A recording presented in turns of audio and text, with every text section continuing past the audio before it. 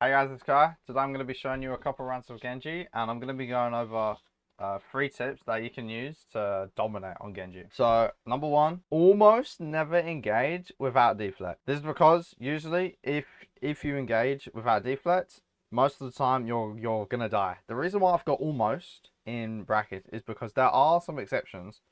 For example, if you're 100% sure, you can go in, get the kill to dash out, or you're not gonna die because you go in. But most of the time, you're always gonna want to have your deflect when you're trying to take a fight. Number 2, don't try to force getting a kill. I'm sure if you play Genji, I'm sure you've had a time where you dash in on someone and then you try and kill them, and like you're staying there for so long because you really want to kill them, but then you die because you get looked at by the whole team, and then they just shoot you, and then you die.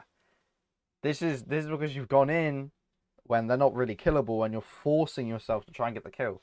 What you should do instead is go in like normal, but just play to distract the enemies. Make them look at you. Make them use CDs on you, and then when they use CDs on you, you're going to use your dash and or your deflect to get out. That way they've used resources, they've looked at you away from your team, and then you've gotten value.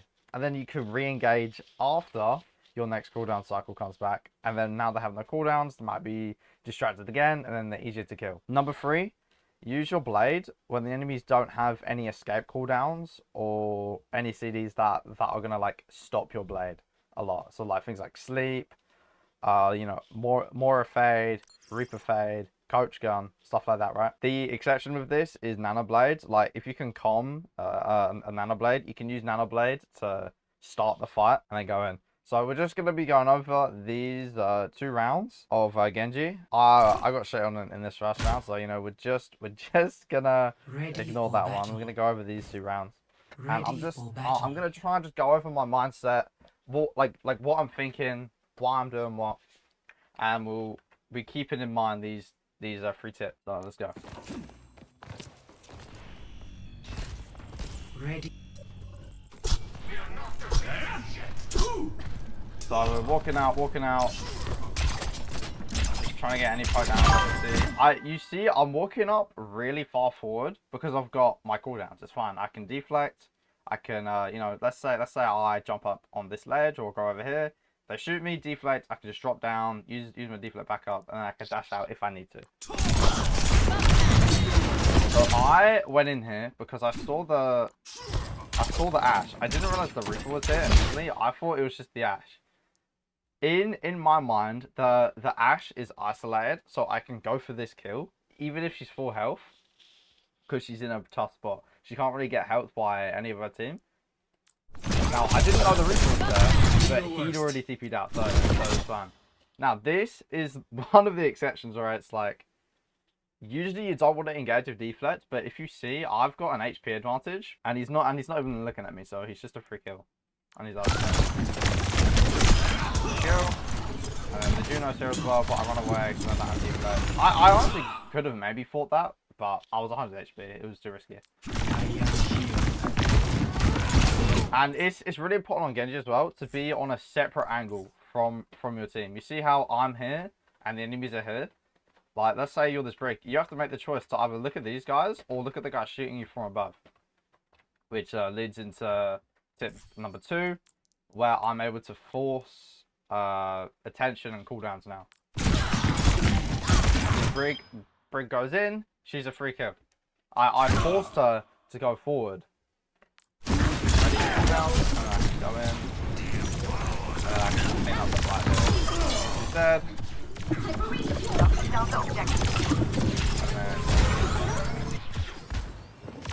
So here I'm waiting because I thought the Ash was going to come up here, and he did, that was right. But you see, I'm not forcing myself to go for the kill. I got cooldowns, I'm getting attention, and now that my deflect is over, I'm out. See you later. I've done my job. See ya. Now unfortunately you didn't lose this because I just rolled.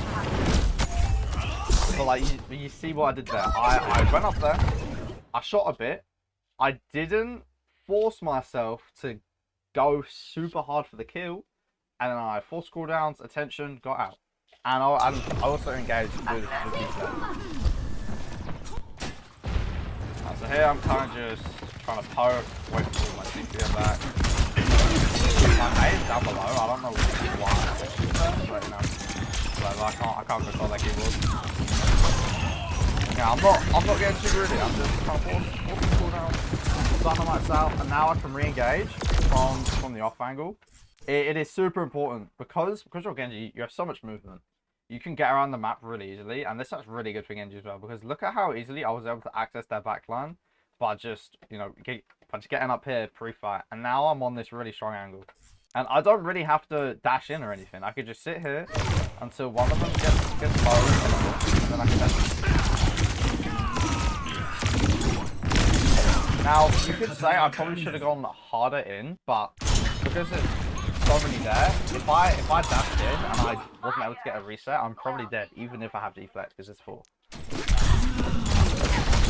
Yeah, I die because I'm overextended. That's okay. So I've got Blade, and remember what I said about Blade. We're going to use Blade kind of mid-fight when the enemies have no way to get away from it using their escape cooldowns. Right now it's a free fight. You see, sorry. You see how I use this wall climb to establish an off angle. My rams are running in forward, so I'm gonna wall climb up, get above them, and then because it's Anna's killable, I dash in, boom. I get my reset. I go in for the kill when someone is killable, and then I'm pretty sure I'm going to close, but I'm gonna just use Blade, clean up the fire. Sorry, I didn't use these blades, but yeah, well. The Reaper, because I have my cooldown. I go for the kill because the Reaper has no cooldowns. I have my cooldowns, as per number 2, which I should write. Engage after they use CDs for easy kills. So after you force out the CDs, the intention you can re-engage on the next cooldown cycle. Get I just want to check you, clean up the flat. Here, I'm just poking. Always want to set damage for the fight. You can build a hot shot, things like cooldowns like I did there. I don't know why I'm running all the way back here. I could definitely walk.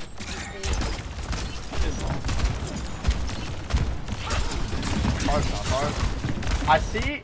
Now, I see Ash is pretty isolated over there. I know Reaper and JQ are over here. I know the Juno's over here, but I'm not too worried about her. And I know that Ash is kind of over here on her own. So I take the opportunity to push her. There, I can go for the kill because it's just her. And I know she's already half. And again, I'm always going in with deflect just in case. Like, there's 1% of scenarios where I'm gonna engage without these. I just go for the kill here. Easy. Anything crazy. Poking, and then I go in for the kill because she's low and she has no way to get away. And I've got my defense. Clean up the fight there. Ashes over here. Slightly isolated. I think about going over here, and I'm just trying to see if I can. I get dynamite, so I just get out. And I'm kind of just playing slow here because I'm in a really awkward spot. I have to wait for them to engage. I can't really force anything. So I'm just waiting. A bunch of stuff happens. We pop Nano, Blizzard. You know, their team is all up here. And I know the Ash is still on the left, so I'm gonna jump off. Shoot. But that's why I don't go for the dash immediately. Because I don't need to. Because she's full health. She still has coach. She's not really super killable. I can maybe force it, but there's no point. I just force out the coach and just left. Ash is looking at me the whole time. The whole time this fight is happening, my team is fully safe from Ash. She is shooting no one except me. So I'm forcing the attention, the cooldown. And I'm not killable because I'm fully deflect. I just get out. I didn't even need to engage this guy to get so much value. And now, because I know he's not my coach, I'm more confident in looking forward. I could have I just dashed on the Reaper because he's killable, he has no CD. And then we win that pretty convincingly. like you see, I didn't do anything too Compared to the ice special. caps back I home. shot from an off angle. I didn't force myself to get an elim.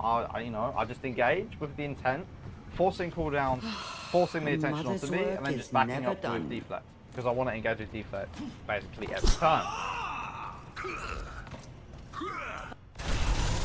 I do sim TP. You should do this, by the way. If you're a DPS or support or like open queue, go Lucio, Sim, Juno, doesn't really matter. Pick one of them. Speed out your team, TP your team. That's what I do. I'm knocking this. Ready, walking. I'm playing very kind of like stealthy. I'm really trying to just get behind them because all of the enemies are focused on this lane here. No one's looking on the left. And because I've got my deflect and my dash, I'm not really too worried. I'm not too worried about engaging this. Yeah, I do whiff, but that's fine. I whiff, that's chill. Now here, I just got messed up by everything. But the idea was fine, right? Like the idea of this was okay.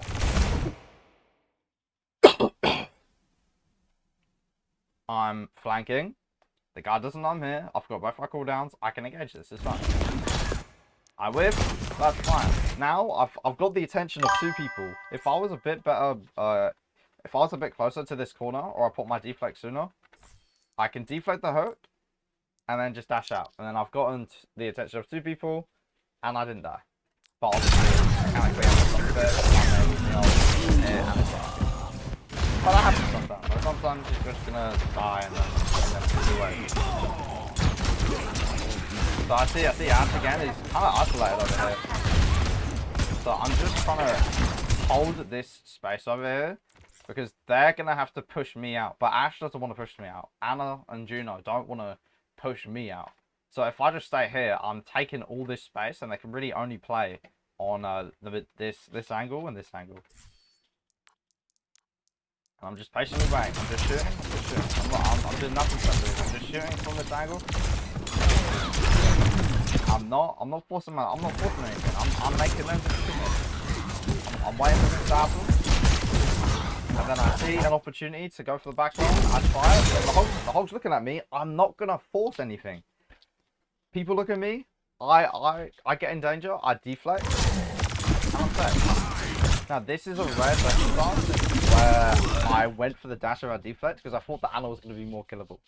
The Hog landed a good hook, but let's say for example that Anna was half HP here.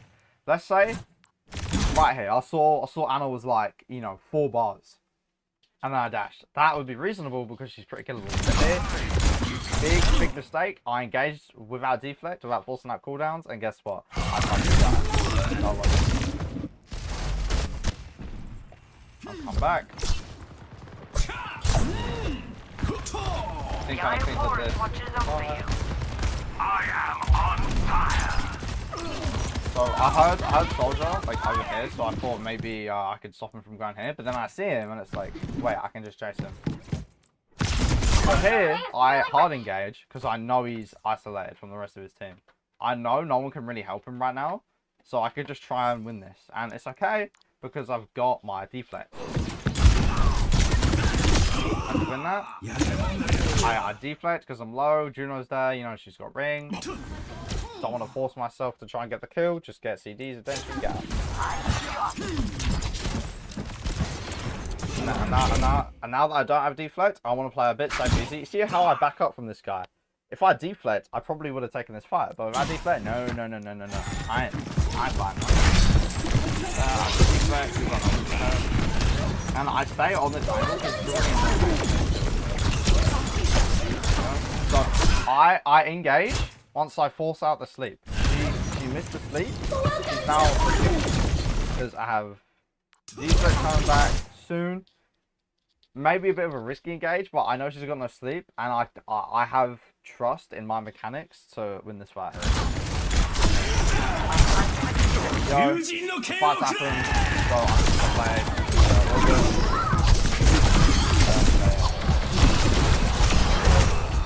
So I wouldn't necessarily say like this is a great place, but in the last fight there's a little bit, and I think that yeah. So I knew in the back of my head that Reaper faded. Right? like, by the time all this happened, I killed that. I knew the Reaper had no fade. And then once I kill Reaper, I've got my dash, I've got my deflect. I'm going on to the next target. Soldier's going to be the easiest person for me to kill, because Juno can jump away. Hulk's got too much health, so I go for Soldier. I dodge the hook, because I'm the best player in the game, and then I get behind them, and I hit Juno. And then wherever he doesn't die. Come out, and then we win. So yeah, guys, just to recap, the 3 tips to dominate on Genji. Number 1, basically never engage with deflate, except for like the 1% of the time where you know for a fact you're gonna get the dash reset, or you know for a fact you're just not gonna die. Number 2, don't force the elimination. For example, you using your dash on an enemy that isn't killable. You want to play to distract people and to force out their cooldowns, so that in your next engagement cycle, you're going to have an easier time killing them. Your team is going to be able to kill them. And number 3, you're going to use your Dragon Blade when enemies have no escape TDs. But Nano Blade is the exception, because you just do so much damage. You can start off a fight with that and usually you'll win. So yeah, guys, I hope that helped. Thank you for watching. I'll see you guys in the next one. Peace. Also, if you want to learn how to improve Overwatch and learn the fundamentals, click the link in the description. I think it'll be interesting in that. See ya. Peace.